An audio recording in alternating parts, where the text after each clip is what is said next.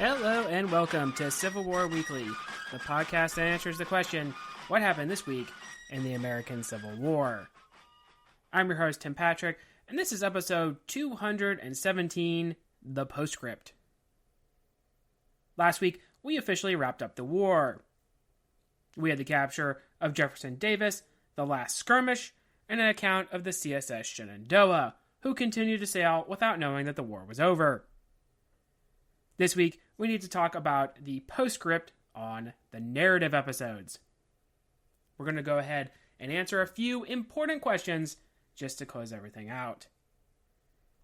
But of course, as always, we do have some Patreon content, and I want to talk about that for just a little bit. We will be posting here an episode, going back to a movie review. We're going to be doing Major Dundee, which is, at least for me, a good movie that I enjoy. There are Civil War themes in it, and also themes with what's going on in Mexico as well. So I think it's a good way to kind of tie it in here to the end. You know, we just had Palmetto Ranch there, kind of the last action of the war right there along the Texas border. So I think it is only fitting that we close out here with that and the movie Major Dundee. So if that sounds like it would interest you, there's other movie reviews that we've done before. There's memoir reviews, there's picture slideshows, there's a couple other pieces of content on there. So if any of that sounds like it would interest you, there is a link in the show description, and those proceeds do go toward the general upkeep of the show. They're greatly appreciated. So the format for today's episode is that we're going to ask a handful of questions, and I'm not going to lie, I actually sourced some of these questions from the internet, and they're kind of like the top questions of the war here. So we're going to kind of ask those, and then we're going to run down each of them. I think the first question is not going to come as a surprise to anyone. We are opening up here our postscript with, why did the South lose the war? So I think there are several factors as to why the South would lose the Civil War. First, it must be said that volunteer soldiers from the North had a lot to do with the defeat. The ability for the Union Army to form into an effective fighting force with the right personnel at the head was definitely a huge piece.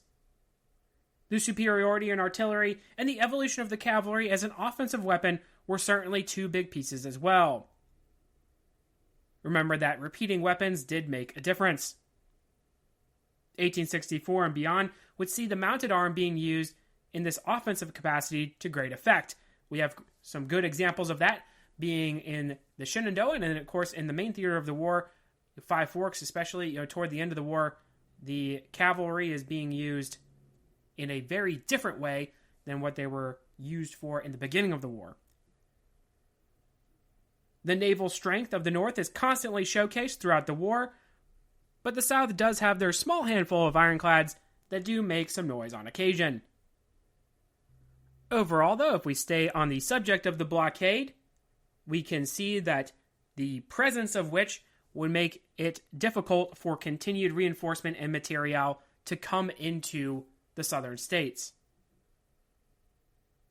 And the flip side of that, also, you could throw that out there, that the Navy is able to open up any kind of material, any kind of reinforcements in the form of immigrant soldiers coming in who are going to be conscripted. That is always available to the North. So there's always going to be, even with the manpower advantage that they already have, there's always going to be a constant flow that's going to add into that. Without New Orleans and the other ports of the Confederacy being bottled up, it would be difficult for the South, not only in manpower, but in supplies as well. Importing war material was something that was becoming an absolute necessity, especially toward the end of the war. When you have infields that are coming in from Britain, life is going to be good. But left to their own limited manufacturing devices, then you have problems.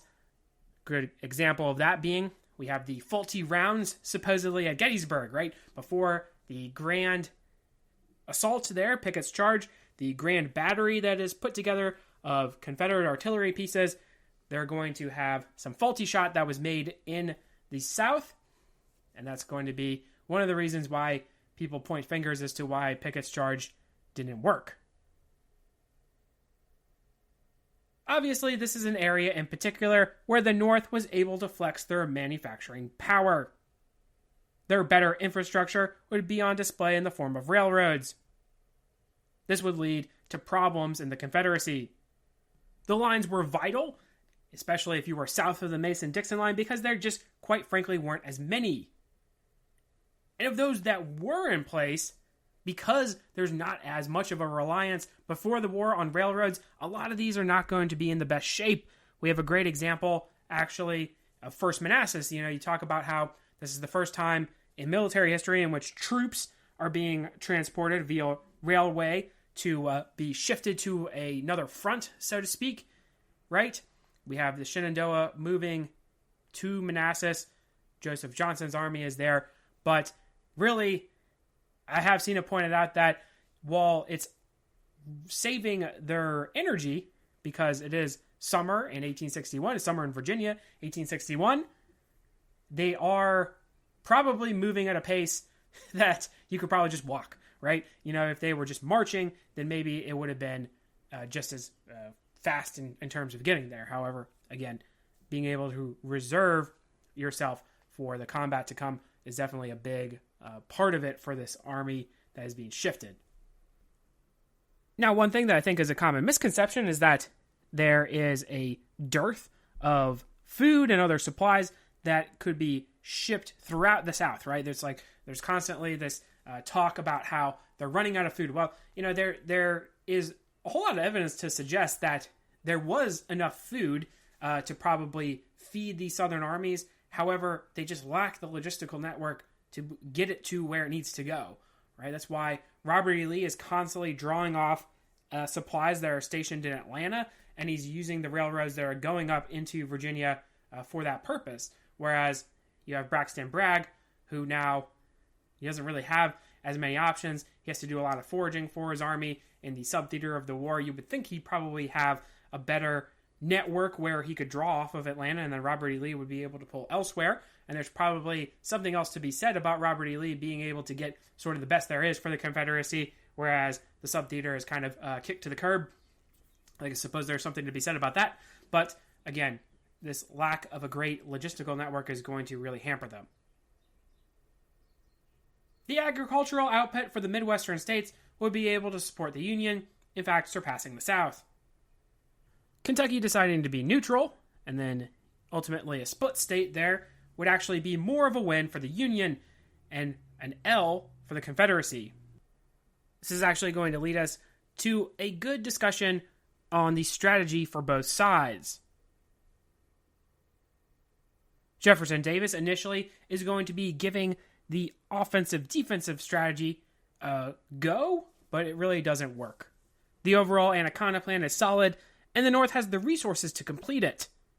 Davis would show some ineffectual leadership, being very different from his counterpart Abraham Lincoln. Lincoln being the president, and being who he is, I think is a big win overall. He wished to learn enough to be dangerous in terms of waging war, but also he was able to turn over the planning to generals he trusted like Ulysses S. Grant. Davis, on the other hand, is going to be needing coaxing by Lee for certain decisions. Lee has a way in which he can make Jefferson Davis believe what he wants him to believe, right? So Lee never loses that trust throughout the war. Obviously, it's a good thing to have in your repertoire if you're Robert E. Lee. We need not look further than the revolving door that was the Confederate cabinet and the solid group that Lincoln surrounded himself with to really highlight this personnel discrepancy at the very top. If we kind of go back to strategy as well here, there's always this kind of mix in terms of Jefferson Davis needs to make sure that all the states are protected. He also wants the border states as well, right? Remember, we just talked about Kentucky. Kentucky needs to come into the Confederacy. We need to make sure to secure that state, right? We need to make sure to secure Tennessee. We need to make sure that Missouri. We need to make sure that all these states, all this territory, all this land is protected, right? So we can't go necessarily on the offensive moving into the north, especially as Robert E. Lee wants to do in order to end the war. But we need to also protect. It's just such a huge task to do, especially when you're at a manpower deficiency, to be able to protect all this territory and sort of also wage the kind of war that you want to wage, right? That's why Albert Sidney Johnston has such a tough time in the beginning of the war, and then you have kind of this shift of the same kind of problems he's having versus, say, a Braxton Bragg, who's constantly seemingly at a disadvantage in terms of manpower and material, with the exception of his only victory, the only victory in the subtheater of the war for the Confederacy, that being Chickamauga. Now, you also have Robert E. Lee operating in a different kind of plane, as we have already mentioned, but even he is going to be feeling some of that strain, right? He can't operate in the way he wants to operate. Obviously, again, the Union Army is going to have a lot to deal with that. They're going to be handing him some losses there at Antietam and Gettysburg, and that's going to kind of shut down those chances. For all these reasons, we can build a pretty compelling case that the North has a lot of advantages. That being said, was the South without any hope? No, especially in the early part of the war. Did they need to play it better than they did if they wanted a shot?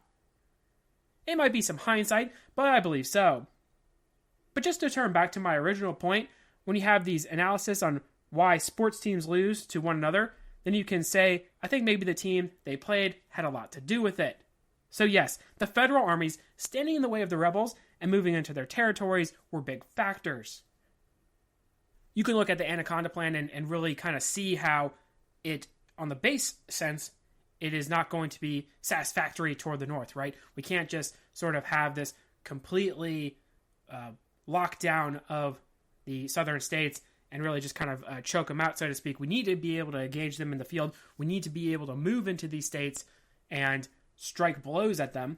So in the basis sense, that strategy doesn't work. It's not going to work even in the beginning of the war, right? Winfield Scott comes up with it, and people are like, nah, it's going to take so long. We got to actually go and fight a battle, right? Well, they kind of have that plan. You combine that in there with some good offensive weapons in terms of like Ulysses S. Grant, for instance, and there you go. You have a pretty good strategy to win the war. What was the turning point? Well, I have joked about how Mill Springs begins the unraveling of the Confederacy. I think realistically, the fall of 1862 would be the beginning of the end. Earlier that year, the South had lost what up to that point was the largest battle, with more casualties than all other American wars, at Shiloh. Albert Sidney Johnston was dead, although there are questions as to whether he was doing a really effective job in the first place. As we mentioned, he has a difficult task, even if somehow he was to receive more manpower. Hold the southern states, and also make sure Kentucky and Missouri fall into the Confederacy. Well, New Orleans is going to fall. Another big blow. Richmond in the summer was severely threatened, with McClellan knocking on the doorstep. Now, you could argue that McClellan, being the leader in this situation, is a huge victory for the South, and the emergence of Robert E. Lee is likewise pretty large. Removing the front from the Confederate capital, shifting back into Northern Virginia, would start a momentum shift for the rebels, especially after Pope is smashed at Second Manassas. So if you look at it, as we get into the fall of 62, we see the closest thing to a unified offensive for the Confederates. Lee's foray into Maryland is short-lived, with a violent clash at Antietam, that same McClellan being able to turn the tide and save things for the North. Bragg really doesn't have any kind of plan in Kentucky during the invasion. Kirby Smith is less than cooperative, and so we have Perryville, which could have been a big Confederate disaster. In the meantime, Rosecrans sees his stars rise at Iuka and Corinth, Grant kind of on the sideline there. With all fronts showing Confederate defeats, this would end the first real opportunity for the rebels to bring any foreign power to the table to negotiate. We have definitely seen and heard about how France is definitely sort of leaning to the side of the Confederacy. And then you have Britain. France doesn't want to act without Britain. And Britain, we have the Trent Affair, right? And so obviously they're starting to have this kind of souring toward Abraham Lincoln and his administration. And then you have some of these Confederate victories. And that's really the closest they're ever going to come to actually being able to intervene in terms of the war. Now, exactly what their involvement would have been, it's hard to say, right?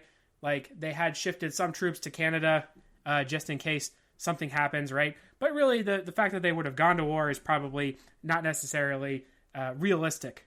So, if anything, they would have tried to seek a peaceful conclusion. Perhaps they would have done a little bit in terms of breaking up the blockade and sending more supplies into the Confederacy. So, that's an interesting what-if scenario. And, if you've listened long enough, I like my what-if scenarios. I am also a big proponent of the South being able to winter in a northern state being key. Taking the pressure off of Virginia in the winter of 62-63, or Tennessee for that matter, would perhaps have left those states in better positions. As it was, and I think highlighted very well in our story, I believe, the states were definitely war-torn and used up, so to speak, in terms of foraging. If you are being supplied, then this is less of an issue, but especially for the South, we've already highlighted problems with their logistics. During the fall of 1862, this could have been a real opportunity. In July of 1863, we have what we could classify as maybe the second turning point of the war. We mentioned the Anaconda Plan and the cutting off of the Trans-Mississippi with the loss of Vicksburg. Kirby Smith will act independently from there on out, and there would be no support from this sector of the Confederacy. It is possible that maybe saving Vicksburg could have really gone a long way. And as we have highlighted in the main narrative, then the saving of Vicksburg might not have been outside the realm of possibility, or at least maybe, if not the saving of Vicksburg, what I more mean is the abandoning of Vicksburg, and then Pemberton being able to combine himself with Joe Johnston's army, and then we can have a proper showdown, right, in the Western theater there.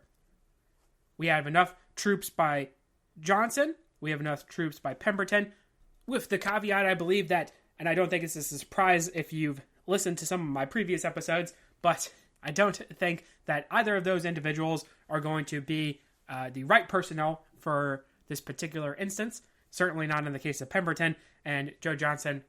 Yeah, I know sometimes he gets a good reputation, right? But I know if you've listened to these episodes, you probably know that I don't think too highly of Joe Johnston. So we have these two individuals who can't come up with a real plan. They're not going to act decisively either. And then you have Ulysses S. Grant winning the day. So if you go ahead and combine that with the fact that Gettysburg is a huge loss for the Confederacy, not necessarily huge in the sense that Robert E. Lee does live to fight another day. Obviously, we have these large battles in the Overland Campaign, so he has to change a little bit in terms of tactics, but he still has an army after that, right? It's not like his army was completely destroyed. And then you also have the Confederate loss of Tennessee in the Tullahoma Campaign. That's just going to drive home the point for me that the war is pretty much lost. So if we were really going to put it together, I believe that the fall of 62 is going to be the nail, and then July of 1863 is going to be the hammer that drives that home. Lee is able to rebuild in the primary sector of the war, as we mentioned, and then there is a lack of a solid victory post-Gettysburg in the subtheater. Bragg has a costly defeat, where there was really an opportunity at Chickamauga to make it more than what it was. It's really a Pyrrhic victory if you think about it. There was a lot of casualties in that battle, and morale did not increase for the Confederate Army, which you thought maybe it would, having won such a large victory there in that theater, but it does not. The Overland Campaign and the Atlanta Campaign we have highlighted as being important, but in my opinion, we are definitely on the back nine here. We have talked more about how the Overland Campaign is a big piece, and probably more so the Atlanta Campaign, an even bigger piece, to the re-election of Abraham Lincoln, and that's really the importance of those two campaigns, right? You have Ulysses S. Grant, who's going to be constantly adding the pressure to Lee. He has finally come up with a strategy that's going to work in the main theater. You have Sherman, who is going to then march through Georgia. He's capturing Atlanta. That's a huge symbolic victory more than anything. It's not as much strategic, but it is symbolic victory nonetheless. And you also throw in, sprinkle maybe, a little bit of Mobile Bay. You sprinkle with the water. I don't know if you got that, but I cracked myself up when I thought of that. But anywho, sprinkle that in there, and you have what is the recipe for Abraham Lincoln and his re-election, which is really going to finally shut the door. It's like maybe the door was open just slightly, well, then you're going to take your elbow and slam that door. And that is going to be what happens when Abraham Lincoln is reelected. Who is going to be the MVP for the North? Early in the war, it was apparent that the North needed to find their guys. As we focus on the main theater of the war, it is a sharp contrast to the Confederates, who have Lee, who's going to surround himself with good talent. If you looked further abroad in the South, you're going to see a little bit of a different story. But the fact remains that the generalship of the Confederates is in some cases generally superior. Now, some, including those of the Lost Cause persuasion, will talk about how this is because of their culture, but there were plenty of Northern officers with combat experience or who had attended West Point. Attending West Point, as we mentioned, is more about learning of the people who you went there with than any kind of tactics. Most everybody would have learned the same stuff. So in many cases, you actually see non-professional soldiers who are going to have the more innovative ideas in terms of being on the battlefield than you will some of these West Pointers. But then you have the individuals who will, while adhering to the norms of tactics, will also have a different mindset, a different personality. The determination of these officers is on display in many cases. For the North, you need to cite Ulysses Grant in this regard. It might be a cop-out to say that he should be in the category of being the MVP, but I think his body of work speaks for itself. He does not always have the best battle plans. Look at some of the setbacks that he sees at Belmont, Shiloh, Fort Donelson, Chattanooga, to name a few. But what he does have is a dogged determination. In short, Grant does understand what it's going to take to win the war. What are the other pillars holding up the federal war machine, though? You could argue some naval officers, Farragut and Porter, might draw that distinction.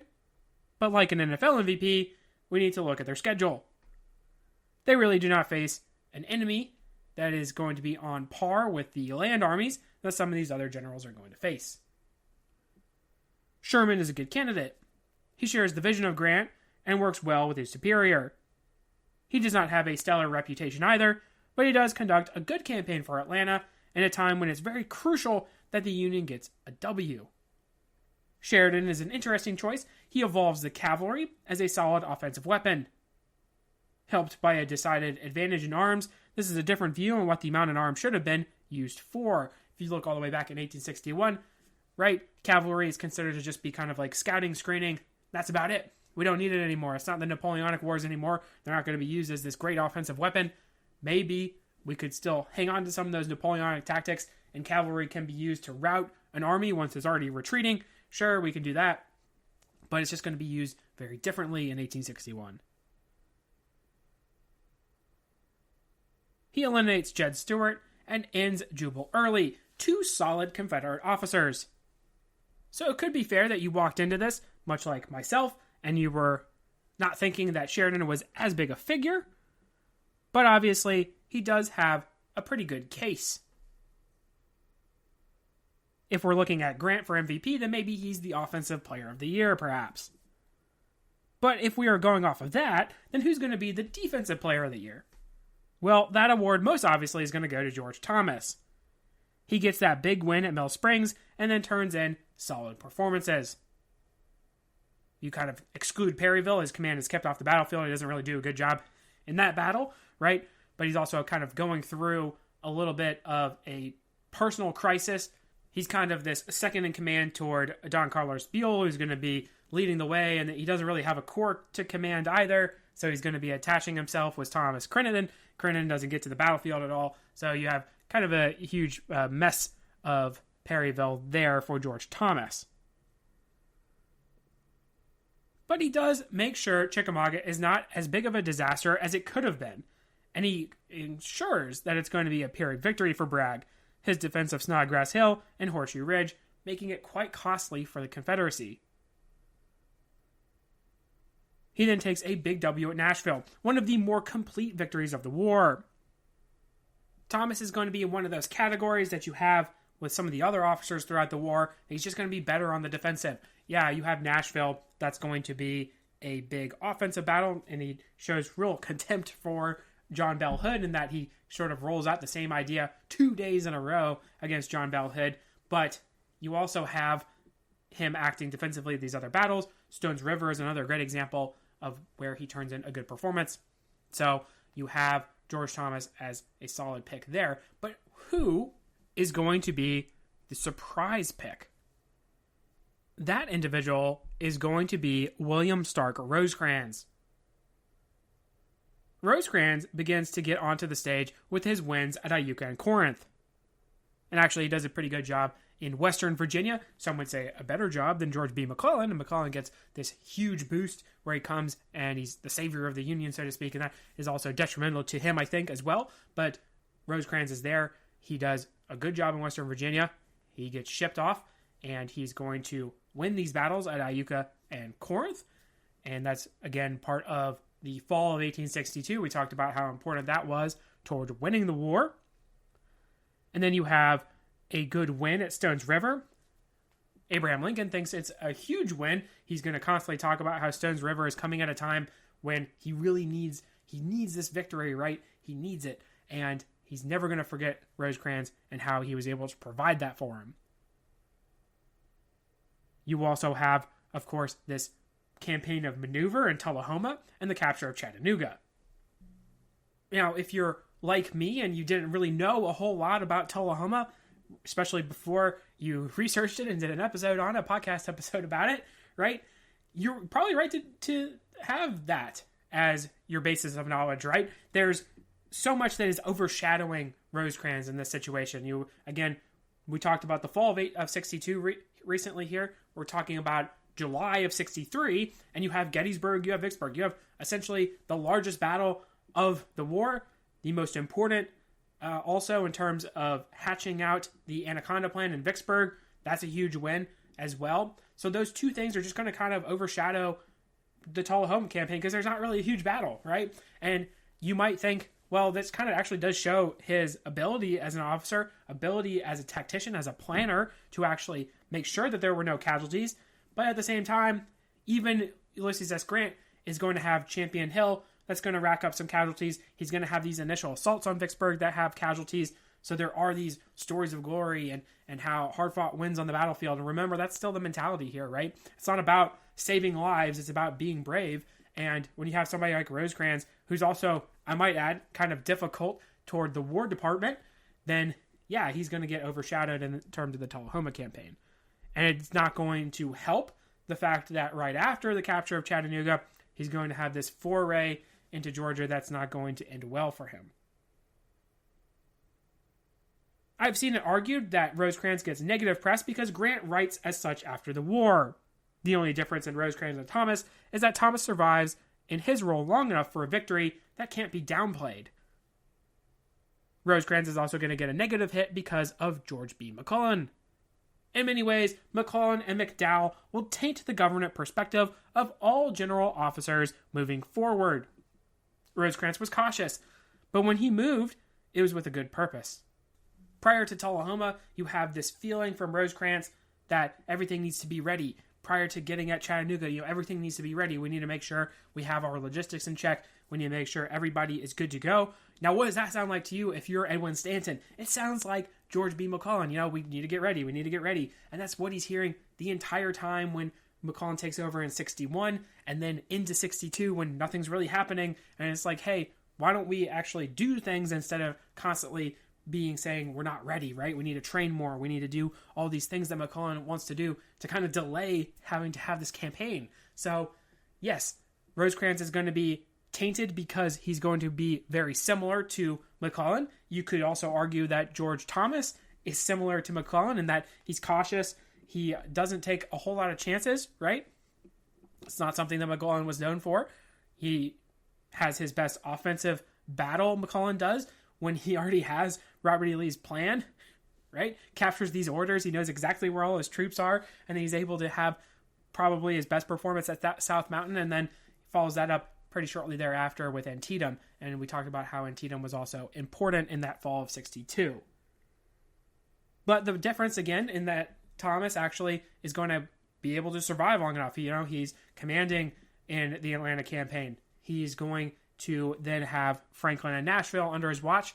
And those are going to be two huge victories that are going to sort of put the nail in the coffin, so to speak, for the sub-theater of the war, right? John Bell Hood is going to give him a huge assist by acting in the way that he does. But yes, it's going to really make sure that the door is officially closed in the West. And then we're going to put all of our focus on the East. But to close out this question, one of my favorite what-ifs is William Stark Rosecrans is actually on the short list to take over for the Army of the Potomac. What would have happened if he had done that? That's how well he was doing, right? You would think that if he had been behaving as poorly as some people might like to throw out there, right? And Chickamauga doesn't really do him any favors, right? But you would think that if he was not performing very well, then that he wouldn't be on the table for that command. But he was. So that's how much of a contributor he had been in the early stages of the war. And again, it's one of my favorite what-ifs because you have Robert E. Lee. Would he have just victimized Rosecrans the same that he had done some of these other general officers? Or is Rosecrans going to have a pretty good strategy to maybe get at Richmond, maybe do some more in-depth campaigning than some of these other officers do in Virginia, northern part of Virginia? So it's an interesting what-if. Was the war about slavery? One of the hot-button topics people like to discuss is, was the war about slavery? It is irresponsible to argue that slavery was not the cause or the purpose. The subcategories we sometimes see as being the primary reasons, like states' rights versus federal power, and the inequality of the economy of the North versus South, are rooted in the peculiar institution. So while you could have an argument that there are these other factors, you have the big one that is the root of the conflict. I will clarify, that does not mean these lesser issues were not there. It does not erase them. Southern culture was engineered in a system that promoted racism, and their economy as a result would be stagnant compared to the North. There was less infrastructure, less manufacturing, because simply they didn't need it. All white members of society seemingly benefited from the institution prior to the war, as we've previously highlighted. Now, I think also it is important to note that a lot of these border states, Virginia, Kentucky, Missouri, a lot of them are going to actually be shifting away from having this reliance on the institution. So they're going to be a lot more in step with the northern states because they had a lot more ties with them, right? You're really talking about the Deep South when you're really kind of hammering the point of this being the norm, the culture, right?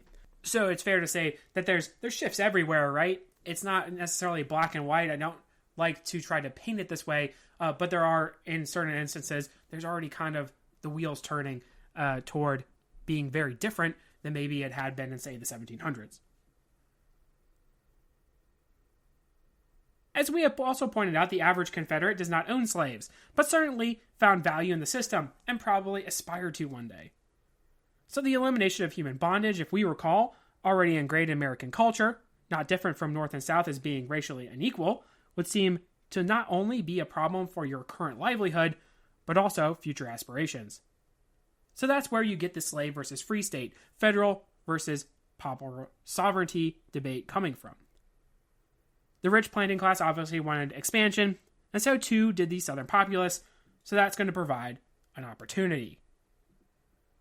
Abraham Lincoln, while not immediately supporting emancipation as we have talked about, did have a policy of limiting this expansion, so that would seem a problem enough to try to break free from the Union. Now we can also point to the fact that the country is indeed very new. Back during the Articles of Confederation and then the Constitution, it's considered experimental at first, so we can see that individuals identify more with their states than the federal government. Remember, we've talked about that in the beginning episodes. By the time of the Civil War, there is certainly more of an affinity to the concept of one country. There have been some examples of states that thought their best interests were not being upheld by the government, and so they would look to vacate the Republic. Remember, we have an incident during the War of 1812, and then again during Andrew Jackson's administration. It's going to seem weird that we're still having that question here in the 1860s of, could a state, in fact, choose to leave if they wanted to? Lack of continuation in the peculiar institution would lead for these to be brought into the forefront. And, of course, in a culture that is heavily dependent on slavery, elimination would seem to be the contrary to their best interests. So again, you have this point of this not being in my best interest. I don't want to be part of this anymore. I'm going to go ahead and form my own country, right? And then it's kind of contradictory, the Confederacy, because you're already then taking these states and putting them all together. And it's probably more out of survival. And there's a lot of people that kind of point out that, yeah, it probably wouldn't have lasted. That, say the Confederacy does win the war with this sort of nation that they create last. Probably not, because you have all these states who are like, I did it before, I'll do it again. You're not acting in my best interest, so I'm going to go ahead and leave, right? So it is, again, a contradiction. It all comes from the question of enslavement, right? And I think, again, you can't really argue against that.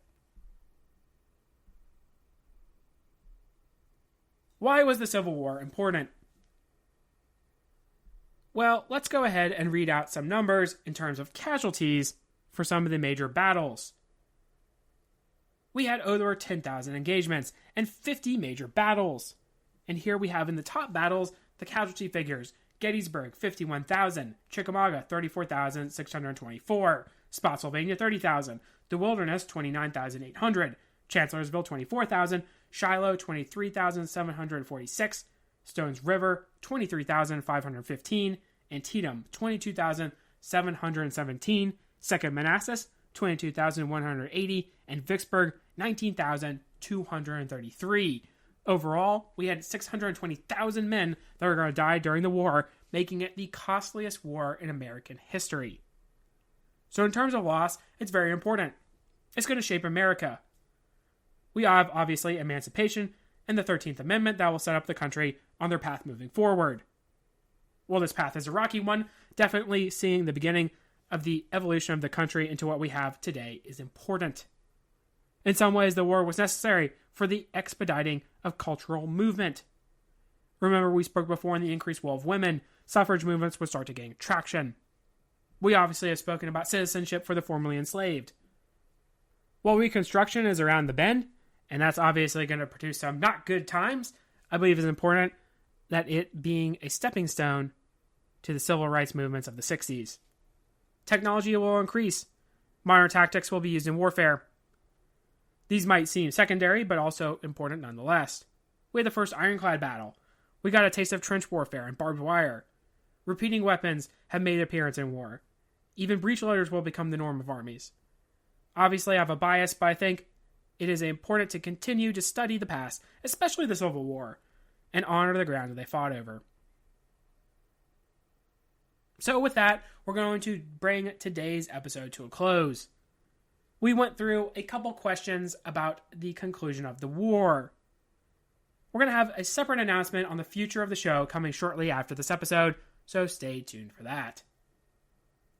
If you like what you hear, please make sure to leave a review. Posted in the description should be a link to the website as well as Patreon information. Support for the general upkeep of the show is greatly appreciated. Feedback's always welcome. Questions, comments, concerns, the email is cwweeklypod@gmail.com. Thank you all so much for listening, and have a great week.